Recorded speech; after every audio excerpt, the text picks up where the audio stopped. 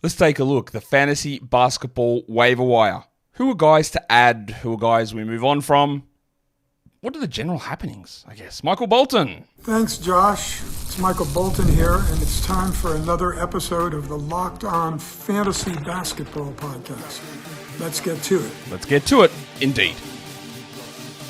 You are Locked On Fantasy, your daily NBA fantasy podcast. Part of the Locked On Podcast Network. Your team every day. Hello and welcome to the Locked On Fantasy Basketball Podcast, brought to you by Basketball Monster. My name is Josh Lloyd, and in the midnight hour, I can feel your power. I'm also the lead fantasy analyst at basketballmonster.com, and you can find me on Blue Sky at joshloyd.bsky.social, on Twitter at redrock_bball, on TikTok at redrock_bball, and on Instagram at Locked On Fantasy Basketball. Today's episode is brought to you by the Game Time app. Download Game Time, create an account, and use the code LOCKEDONNBA for $20 off your first purchase. Also go to LockedOnDaily.com and sign yourself up for the best ever newsletter on your favorite NBA team, LockedOnDaily.com. And of course, while you're there, we're going to Operation 90K here, the annexation of Canada. We're going to save those people from themselves. Hit 90,000 subs on YouTube, and I'll go and do it myself. I'll free you guys and actually show you what it's like to live in a real country. So give the thumb up over here as well. All right, we're banging in waiver wire, ads, drops, holds, blah, blah, blah. I think you know the way that we roll here. Let's just start with the most added players, and you know how we do this as well. The 48-hour, the 24-hour, the 7-day waiver ads, just to try and get a pulse of the fantasy basketball community. The most added player over the last 48 hours, according to Basketball Monster, is Malcolm Brogdon. As the Wizards turn themselves back to the Wizards, dedicating minutes, resources, shots to washed-up hacks like Brogdon. No offense, seems like a really good guy. One of the best teammates you could ever have. Absolutely no business taking shots or minutes away from players. But they're trying to win. No, they're not. No, they're not. And, not sure Brogdon leads you there. But anyway, he's getting minutes. He is added. Sure, let's do it, right? Let's see what actually happens here. The Wizards have got an interesting schedule as well for this week coming up, and that makes sense. Now, Brogdon may not play 30 games this season, which is okay as well. But the fact that they're prioritizing him is stupid, but it's also something that, stupidity aside, you need to pay attention to that for fantasy. You need to make that sort of a move. I didn't know that they would do it. I wasn't sure where it would go, and that's where we are. The second most added player over the last 48 hours is the big fella himself, the dancing bear Guerschon Yabusele, because he started the last game with Joel Embiid out, and guess what? Joel Embiid is out. I don't know that he'll start in the game on Sunday. At the time of me recording this, that hasn't been announced. It might be Andre Drummond, but with no Paul George, Yabusele can play the 4, he can play the 5. There are opportunities there. Now, they've got a 2-game week next week, so I don't think that's super exciting to be holding on to Guerschon, so it feels like just a one-day sort of situation. On Yahoo, the most added players, this is the last 24 hours. Number 1 is Timothy John McConnell. Yeah, you get those assists, you get those steals. He plays on Sunday with Ben Shepherd, with Neesmith, with Nembhard all out. Yeah, we do go that direction, and that's what TJ does. And when players are out, you stream him in, and when players are back, you drop him off. And then Najee Marshall also the second most added player, which honestly, a little bit of a surprise. Najee was pretty good last game. I don't hate adding Najee Marshall. I think it's totally okay. It's just like a short-term stream thing that chases a little bit of the last game, and people will look at that and go, well, Luka was out. Look what Marshall did. That means he'll do it every single game. And again, just to be very clear, maybe he does. But there's also no guarantee of that. We've also seen Najee Marshall plenty of times, even with PJ Washington out at times, where he would start and then he'd do nothing. And then he would come off the bench and he would do nothing. And then he'd have a big game coming off the bench. And it's a little bit all over the place. No problem with adding Najee Marshall. No worries at all. But much like with Guerschon Yabusele or even TJ McConnell, there's no real long-term value in those ads. On Fantrax, the most added player, and they have a time frame of over the next 7 days, or the last 7 days, sorry. The most added player is Dalton Connect. In the middle of the week, that made sense. And then Rui Hachimura returned, and JJ Redick did the thing that coaches do all the time. They lie, and I don't know if they lie. I don't know if lying is the correct word, but maybe they don't understand the implications of their word. And that's what I am sometimes here to do. I'm trying to interpret that, because this will happen time and time and time and time and time and time again. The coaches will say something, and logic, 240 game, whatever it is, I just sit there and go, well, that's bullshit. We can harken back to like 3 years ago when Alvin Gentry was coaching the Pelicans and Drew Holiday was coming back off, I believe it was his shin stress reaction injury, maybe. Yeah, I think it was that's what it was. And he was coming off the bench and some absolute shit kicker was starting. I don't remember who it was. Maybe it was Alfred Payton. Maybe we're back to those days. And the people will question, why are you bringing Drew off the bench and Elvin Richardson? Well, actually, guys, it's so much easier to give Drew more minutes when he comes off the bench versus starting. And you go, all right, that sounds good in theory. It's blatantly wrong, but like, what are you talking about? It's like, and so this is a long way of getting to this thing about Dalton Connect. Is that immediately Rui Hachimura, classically mid player, who is incredibly mid, and I'm using mid the way that you youths would use it to mean bad. He's not very good, like at all. No surprise the Lakers got pumped by 20 plus points. And their defense is horrendous. And that's what happens when you don't change the roster at all and expect things to change. Shout out to the Lakers. You're a Lakers hater. Yep, okay. Anyway, am I fired up this morning? A little bit. A lot of coffee just firing in here at 7 a.m. as I record this show. What am I actually saying? I'm talking about this thing. So Dalton Connect moves to the bench and Rui Hachimura starts and JJ Redick says, yeah, Dalton's moving to the bench, but his role is going to remain the same. Okay, that's great. But it's not. And it never was. He played 38 minutes the game before. And I believe, top of my head, he led the team in shots. And that is just impossible to do. It's impossible. The next game he had 9 points, played 28 minutes coming off the bench because it is impossible to do that. But coaches will blow smoke right up your ass. And if you're not discerning in your interpretation of the information that's thrown out there, you'll believe it. You'll believe it. It is not you. Like, I know most of you are smart, but it is. Well, we can, and this is a part of the conundrum in playing fantasy. Do you believe what a coach says? How do you know when they're lying? Usually when they open their mouth, but how do you know when they're lying?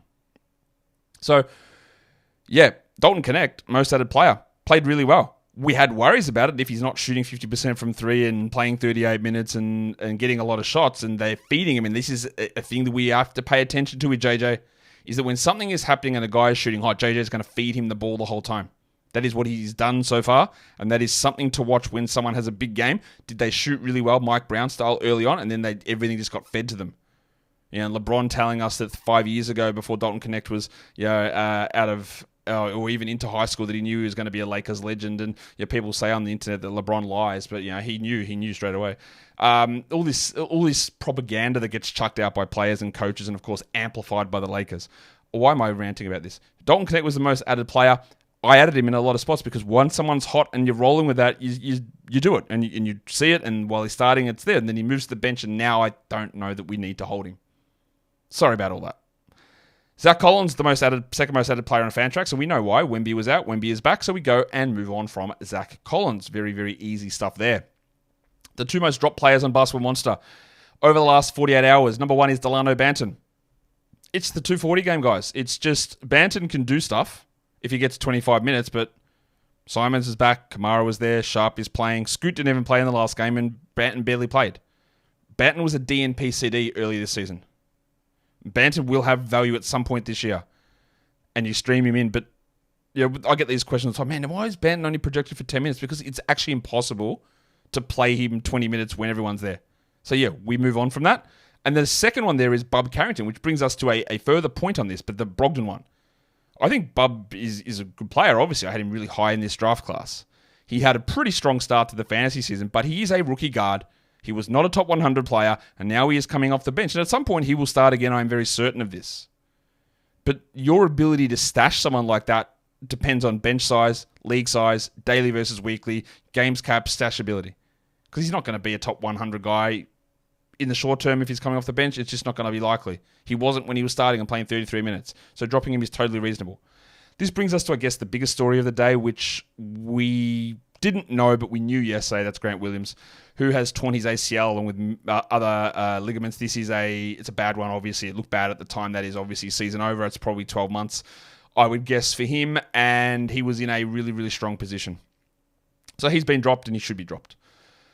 The question is, who are the replacements there? And I will talk about that in a second. And there are a little bit more nuancy things to talk about with that. But Grant Williams, very clear drop. Sad news for Grant because there was an opportunity here and he was playing pretty well. Zach Collins, most dropped on Yahoo. Yes, that is the 24-hour versus 7-day difference there between the Yahoo and Fantrax numbers. And on Fantrax, the two most dropped players are Jose Alvarado. Yep, he's jacked in even 16-team leagues, I would say. And DeAnthony Melton, much like Grant Williams, is also done for the year. I'm going to come back and tell you about guys that we can add and must roster players and guys that you can consider droppable as well as injury replacement guys. But before we do that, it is time for me to tell you about my undies. Skims Men's. Yes, you may have heard of Skims. You may have had your missus or a important female in your life tell you about Skims. They might say it's because of my favorite television personality, Kim Kardashian. It's her brand and we love it. And we go, that's cool. But like, what about me? What about me as a bloke? What's housing my important artifacts? Well, Skims Men's is now here. And as men, yes, this is for men. Hey, but the women listening to this, maybe you buy this for a man in your life. I don't know who it is. Father, son, partner, brother, who knows? We want comfy undies. It's simple as that. We don't want something we have to adjust all day. We don't want something where tags are digging in. We don't want something where the material's yuck. We want a good pair of undies that we can just wear and feel good. And that's what these are. Different materials, cotton material, stretch material, 3 inches, 5 inches. Briefs, boxer briefs, boxers, color options. Man, Skims has everything. I love my 2 pairs of Skims. They are super comfortable. And I'm not going to sit here and tell you I can't wait for laundry day so I can get my Skims out. That's not true because I've got more important things going on in my life than choosing underwear. But they are awesome. And I do love wearing them. And if you want to get there, I'm not going to lie to you. I don't do that. But Skims is what it is. It is actually awesome. So shop Skims Men's at skims.com/LockedOnNBA and let them know that we sent you. After you place your order, you select podcast in the survey and select our show in the drop-down menu that follows. And if you're looking for those perfect gifts for the whole family, Skims just launched their biggest holiday shop ever, which is also available at skims.com/LockedOnNBA. Still haven't taken me up on my offer to call them Skims for Hims, but that's okay. Let's go into the next grouping of waiver wire decisions to make, and that is must roster. How am I determining this? Well, it's a very flexible set of rules that I use, but basically what I look at is over the next 2 weeks. Is there anyone that sort of stands out as an under 40% Yahoo guy who is in a top 100 zone? I think we've figured out that 55% of Yahoo leagues are active around that mark. Jared McCain wouldn't have been drafted in any of them, and he's sitting at 55% rostered. That seems about right? 55%. So I think if I look at a 40% Yahoo cutoff, it gives us an idea of guys who are going to be available for some leagues, but not for everybody, and gives us a good opportunity to take a look at it. So the number one name on this list is Moussa Diabate, and I don't know if you guys like this feeling, but I'm going to pour some cold water over your heads. Maybe you do. Maybe it's a really hot environment. You need that release of that cold, that cold shower burst you have that people sometimes tout as like this is a great way to start your day. It's a terrible way to start your day. It does feel disgusting, but when you get out, it actually does feel good. It's like the old ice bath. Anyway, sidetrack. This is an outrageously ridiculous show that I'm doing at the moment. Moussa Diabate. Let's pour the cold water on. He's on a 2-way contract. So meaning he has got a maximum of 50 games that he can play for the season. Pay attention to that.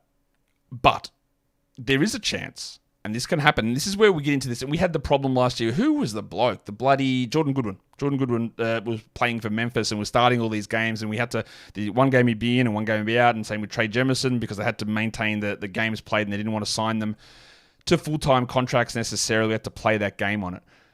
Diabate has currently been active for 16 games, which means 34 games remaining he has got, but they can sign him to a full contract at any point if they want to. In the short term, there is no Mark Williams, there is no Nick Richards, there is no Miles Bridges, and there is no Grant Williams.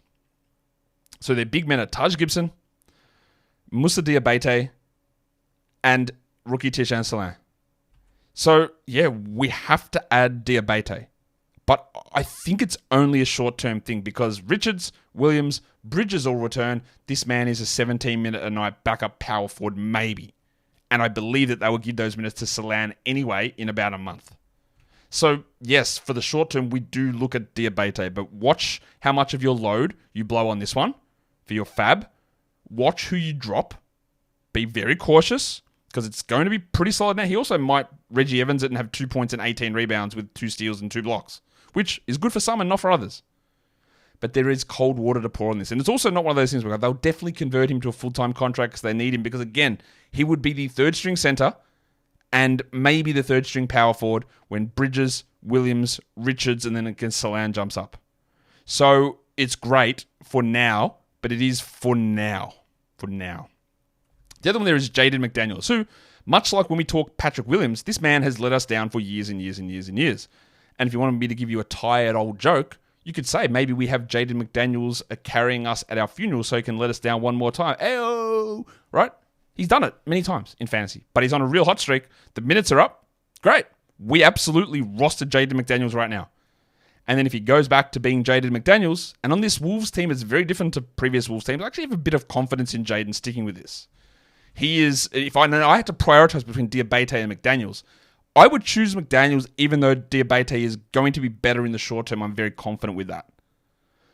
But we're looking to prioritize a little bit more longer term value, I think. But again, your individual circumstances might necessitate I need something bang right now. So no one will grab McDaniels. We're fine. I'm in a 10-teamer. He'll sit there on the wire, and that's okay as well. That's okay as well. But I think with what we're getting at the moment from Jaden, he's someone to look at. Now, the next list is the droppable list. Now, before I show you, before I tease you with this list, remember, you don't have to drop these players. You don't. You absolutely do not have to drop them. They are just names that they're sitting on your roster. And if you're thinking, maybe I want to add Diabate, maybe Jaden McDaniels is someone for me to have a look at. Maybe I'm taking a crack at Malcolm Brogdon. That if one of these guys sits on your roster, you shouldn't look at them and go, nope, can't drop them. That's what droppable means. Droppable is very different to you must drop.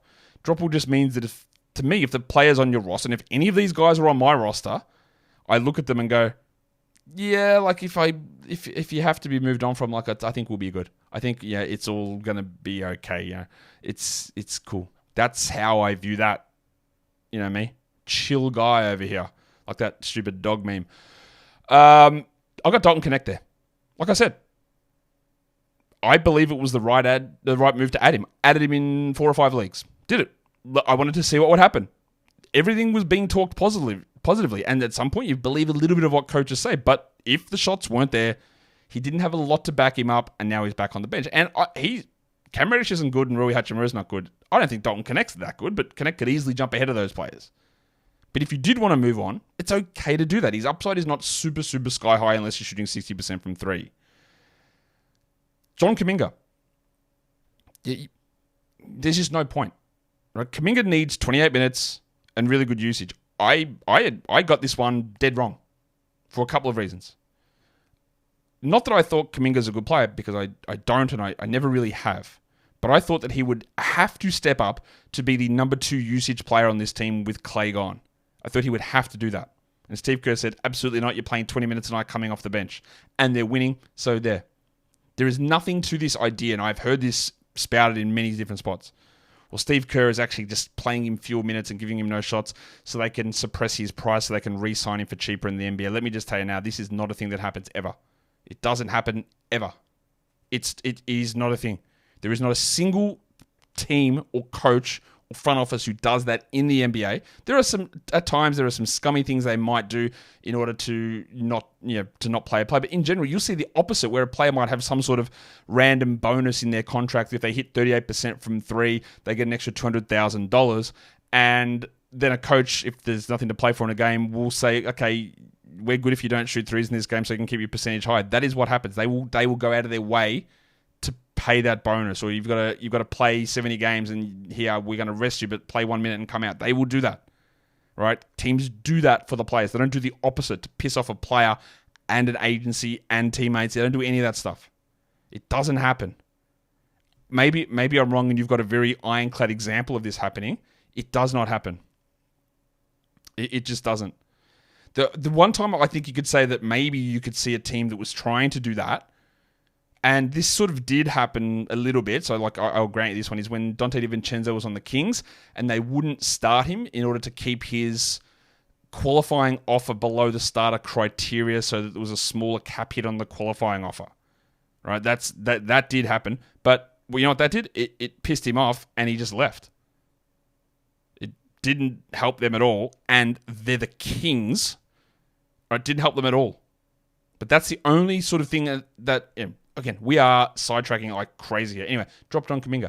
There's nothing there. He doesn't get rebounds or assists or steals or blocks in enough quantities. He doesn't shoot well. His percentages are dreadful. He needs a lot of volume, and he's not getting it, so see you later. I also don't believe DeAndre Hunter's a must-roster player. Hunter will have the big game, the 20 points on 60% shooting with 1 rebound. He'll do that. He'll have the occasional flash of steals. I just think that he is a stream level guy on a similar level to a Jaden McDaniels, which is, I actually think Jaden's a little bit higher than DeAndre at the moment. DeAndre's also got a billion injury problems, and he's still coming off the bench. So, yeah, I don't think he's a must-roster player. I don't think Klay Thompson is either. And I think that's relatively self-explanatory. I will say this about Klay. He is horrible as a general rule in November and December, and he often goes on January, February, 48% three-point heaters, so be aware of that. But also, he doesn't do anything else. So you'd be waiting for this high three-point volume guy who doesn't close games all the time, struggles defensively, and offers nothing else. There is no reason, I believe, I'd much rather stream Malik Beasley in than have Klay Thompson. And the same goes for Klay Thompson's replacement, Budrick Hield. This was, again, it's one of the more obvious things, and it's one of the things that gets somewhat hidden, and we get swept up in the emotion of Buddy Hield cooking. Shout out to Hoops Hype's global rating of Buddy Hield being a top 10 NBA player. That when he's hitting 70% from three, everyone goes, look at Buddy, he hit 7 threes, he played 15 minutes, he had 22 points. What an unbelievable replacement. This guy is so good, he's awesome. Yeah, okay, now he's still playing 20 minutes a night, he's getting 10 points a game, he's shooting 30% from the field, and he offers nothing else, and that is absolutely shit useful for you. It's useless, actually, that's the word. It's nothing, it's pointless. And we have seen this time and time and time again. How many times do we have to see it? Buddy Hield needs 24 usage in 32 minutes to be a consistent 12-team league player. And he's getting neither of those. So you know what you do? You move on. He gets hot. You bring him back. And I guess Bob's your uncle? Maybe Buddy's your uncle. And I am actually finally there on D'Angelo Russell.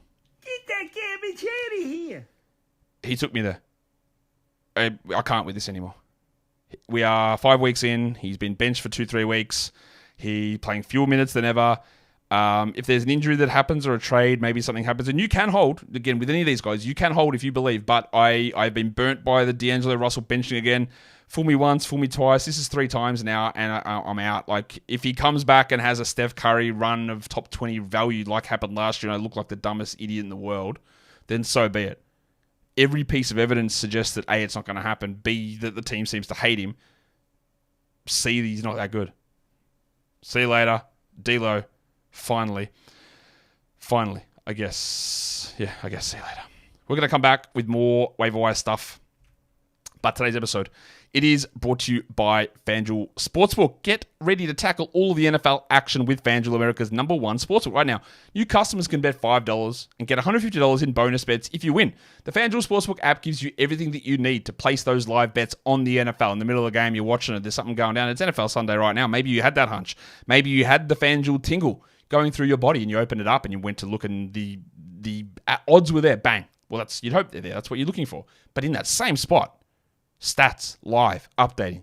Play-by-play, live, updating. All in the one spot. No need to open tabs. No need to go to different sites. It's all there on the FanDuel app. So when you're looking to place those live bets, you do not want to go anywhere else. So get that hunch and get that $150 in bonus bets when you win your first $5 bet at FanDuel.com. Never waste a hunch and make every moment more with FanDuel, an official sportsbook partner of the NFL. And don't forget to gamble responsibly. Today's episode is also brought to you by the Game Time app. Game Time Picks. That's the new feature they have, and it saves you time and it saves you money. I'm guessing you're listening to a sports podcast that you like watching sports and you like going to watch your favorite team in person. Well, it's never been easier to get those tickets at good value than going to Game Time and using the Game Time Picks feature. It cuts out the fluff and shows you only the good value tickets. And you throw that in with all the other great things that they have got. There are so many good things on the Game Time app. Of course, there's the all-in pricing that you can toggle on, which means that when you're browsing the tickets, the price that you see is the price that you paid. No added fees at checkout. There's also the views from your seat, a panoramic view of what the view from that seat looks like, because, you know, it's all in the name. Views from your seat means you can see the views from your seat. Couldn't confuse that for anything else. And they got the lowest price guarantee where Game Time credits you 110% of the difference of the tickets if you find those tickets in the same row at another site. So take the guesswork out of buying tickets with Game Time Picks. Download the Game Time app, create the account, and use the code LOCKEDONNBA for $20 off your first purchase. Terms apply. Again, create the account and redeem the code LOCKEDONNBA for $20 off. Download Game Time today. What time is it? Game time. Okay. Sorry about this. Sorry about the length. That's what she said. That's what he said. Let's talk about hot players. Who's been in the top 100 over the last week and why we should or shouldn't care. The pencil Harrison Barnes. Barnesy.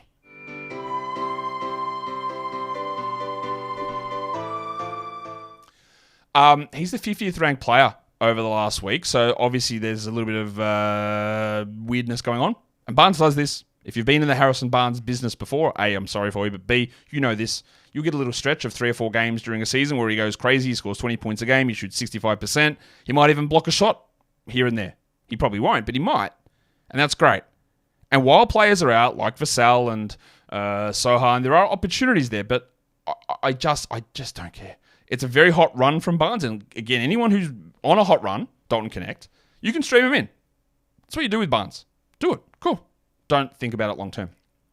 Same goes with Milk. Ty Jerome, value, because Laverta's been out, Mitchell rested the game, Garland rested the game, Okoro's been out, and they're just giving a little bit more to Milk. He's shooting about 70% from 3, and that is only a marginal exaggeration. His assist rate is really good, his steal rate is really good, and all this stuff I believe is going to come down. And he's the 54th ranked player. That's ridiculous, and you would look at that and go, very clear 12-team guy, and I'd say no.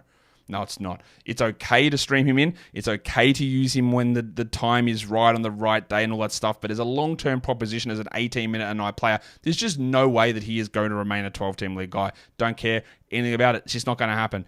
Short-term, go for it. No problem. Same with Isaiah Stewart. Old Elf, the Flamin' Galari, is the 74th ranked player over the last week. Why? Because Jalen Duren sucks. And yeah, he does suck. He's bad. Is Isaiah Stewart good? No, he's not. But at the moment, Jalen Duren is terrible. He's playing poorly. His defense is a real problem, and Stewart is outplaying him time and time again. And honestly, if John Blair Bickerstaff wants to win games, Stewart needs to start. I don't know that he'll do that. In fact, I'm pretty sure he won't. But I had this fear in the offseason. I had it in the preseason. I was very worried, and I am an absolute Isaiah Stewart hater. Clearly, very clearly, for a very long time. Hater. But he's better than Duren. So, would I add Isaiah Stewart? 74th ranked player suggests yes. Bench roll suggests no. Better player than Duren suggests yes. That's 2 yeses to 1 no. If I'm in a 14-team league, I absolutely would add Isaiah Stewart. If I'm in a 12, it's very borderline to me. And it's on the back of Stewart's very high block rate. And when he played as a 4, he didn't do that. But as a 5, he is doing it. So to me, he's very much on the fringes of being a rosterable guy for 12s. Donovan Cliggin's the 78th ranked player over the last week, and I just don't know what to tell you. Because there have been multiple games that Rob Williams has been out, DeAndre Ayton's been out the whole week, and what do they do when there is a 3-center rotation? Does Clingan go back and play 12 minutes? 13 minutes? Last game he had a bit of a knee problem, but he had like a weird 0 points and 15 rebounds or something, and 2 blocks? He's going to be the guy long-term, later this season, getting 25 a night without too much concern. I have doubts about Clingan's long-term overall ability as a player and a fantasy guy, but that's okay as well. For now, he's putting up the numbers. I don't know what happens when Ayton returns, and we can make that assessment then. Yeah, let's do that. Leaky Beasley's the 80th ranked player. Now, that is largely Tim Hardaway was out, but then Hardaway came back and sucked. And now Cade is out, and Beasley's the guy that replaced him as they moved Jaden Ivey over to the 1. And Malik Beasley, much like when we talk about Harrison Barnes, he gets on hot streaks, and he's on a massive hot streak, and he is clearly, at the moment, better than Tim Hardaway. So for now, sure, this is what I'm talking about back with Klay Thompson. I'd much rather have Malik Beasley right now, and he will cool off and be bad. And then we move on to the next hot option, who's a 3-point shooter. So yeah, I think that's okay. And then Keon Ellis is 82nd. Honestly, on the back of literally one game. On the back of that, 39-point performance? And he played 17 minutes the next game. So he's 82nd. That's cool, but it means nothing. And you do not need to be rostering Keon Ellis, I don't believe. Let's talk about some other injury options. I've already talked about Moussa Diabate, but what about Tijan Salan with Grant Williams out? Salan is their first-round pick, number 6 overall. He looks very raw. His field goal percentage is quite poor at the moment. He's not blocking any shots really either. This is a deeper league scenario. I think that Salan will grow into a 20-minute-a-night-ish role. Of course, when Miles Bridges plays, it's going to be hard for him to get anything that's valuable. But in a short-term, deeper league, in fact, maybe we're talking about the double, diamond, onyx, platinum, titanium leagues. Maybe one of those you want to take a look at Salan because there is an opportunity there, especially in the short term, for him to have increased value. I'll put Peyton Watson on this list because he's 21% rostered on Yahoo. And Aaron Gordon's still out. 21 is an insanely low number. This is an absolute locked-in must-roster player in your coffee-stained envelope rust leagues. in your double onyx, diamond, platinum, titanium leagues, and anything in between. He just is a must-roster player. He just is.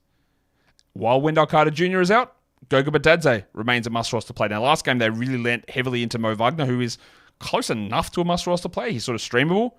But Goga, we just keep rolling with until Wendell is back. And honestly, until Goga is taken out of the rotation. Because I think when Wendell comes back, he'll come off the bench for a game or two, and then we might see a switcheroo. So for now, we roll with Goga and his numbers are low.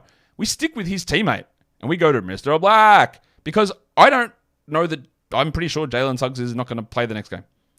He copped the dreaded hamstring soreness. He left 6 minutes in. He didn't return. They said hamstring soreness. They asked him after the game, how is it? He said, no, yeah, it's fine. Cool. You're lying. That's a hamstring strain. You're going to be out a week to 2 weeks. Should be 3, but he's going to miss time. And if he doesn't miss time, A, I'll be surprised, and B, I'll be waiting for it to re-ping. That's the rules, and I can give you a million examples of this. So, they will almost certainly have to play Anthony Black as a starter. And you'll get 30 minutes, I'm guessing, of Anthony Black. Now, you will get games of 6 points on 20% shooting. But you'll get games of 20 points on 78% shooting with 7 assists, 2 steals, and 2 blocks. And when he's a 25-minute-a-night guy, Black, he's borderline because it's so much up and down. If it's 30 minutes, the up should exceed the down, and we have to roster him now. I'm looking at... Let me have a look, see if there is any update on old mate Suggsy. I don't think there will be. The Orlando Magic are an interesting team in terms of reporting. They always throw their starting lineups out incredibly early, with injury updates incredibly early. And they are low-key one of the worst in providing injury updates on players. So no, I don't have anything on Jalen Suggs whatsoever about whether he's going to be out. They play Monday, Wednesday, Friday. Almost zero chance he plays on Monday. I would guess that he's out the week, so we go with Black there. With Zach Edey out, Brandon Clark is putting up enough numbers and they've got enough of a good schedule that you can stream in Brandon Clark. I would do it over Jay Huff. Give me 24 minutes over 14 any day of the week. Clark is a bit of a hidden fantasy guy because he's not like dominating in one category. He just does enough, and I think that he's worth having. And then this is another little bit of an Onyx level double platinum titanium league one, but Cameron Payne is actually cooking. And maybe Campaign was sniped up in your league when he was picked number 14 out of Murray State, the original Ja Morant back whenever he was, and I really liked him as a prospect, to be honest. But at the moment, he's playing 27 minutes a night. I believe he played some minutes over Mikal Bridges in the last game. He is like almost a top 100 player over his last 4 games, averaging 12, 2, and 5 on 47% shooting. He's been really good, hitting 3 threes a game. And that's because Juice McBride is out and because Tyler Kolek is not as good as Campaign at this point. So, Campaign actually, while Juice McBride is out, Cameron Payne has 12-team value, which is an insane thing to say, but it is 100% true. Let's look at some other names. Luka Doncic remains out for Dallas. Quentin Grimes was pretty good last game. Pretty good. Pretty good. Now, I like Grimey a lot as a player. He's a bit hit or miss. The role for him as a starter, I think, locks in with Doncic out, but we've seen him in a few starts, and the last game he had 14, 4, and 3 with 2 steals. That's pretty good. The last time he started, he had 10 points and played 21 minutes. That's not as good. The game before he started, he had 36 minutes. He had 15, 4, and 5. That's really good. He's had double-digit scoring in 2 straight games, 2 threes in a row, 2 threes per game for 3 games in a row. He gets some steals. I actually do think in the short term that we can use Quentin Grimes. I don't think his upside is super high, but I think he's a really good player, and hopefully his knee's able to be okay. With Paul George out, Kelly Oubre is someone that people add. He was not bad last game. They got 2 games this week. I honestly wouldn't bother with it. I just don't think he's good enough to deal with for 2 games. A couple of other names here that I need to talk about, not necessarily from an ad point of view, but like a discussion point of view. And they weren't on the droppable list, but Dante DiVincenzo is not playing very well at all. It is exceedingly difficult as a 7th man to maintain 10 and 12 team league values, and I will keep saying that because it is an idea you need to have in your head always. Dante got absolutely overglazed last season playing for the Knicks. He did, without any question whatsoever. He's a fine player. He's a solid player. He had a very good run. But the idea of him being a consistent top 50 fantasy guy is crazy. And I think a lot of people are holding on based on that thing that they think might be a fact. I don't think you need to. Ochai Agbaji started in the last game, even with Scotty Barnes back. With Scotty Barnes back, they put Barnes at point guard, and Agbaji played like 27 minutes and was not good enough. Abaji has been historically bad. He was very, very good to start this season, shot well above his usual norms. But unless he's a 33-minute-a-night player, then he's not a 12-team league guy for me. So I think you move on there, even though he is still starting. It has been an incredibly disappointing season from Brandon Podziemski. 8 to 10 threes per game, apparently, according to this guy in the preseason. Now he plays 15 minutes and might attempt 10 threes in a month.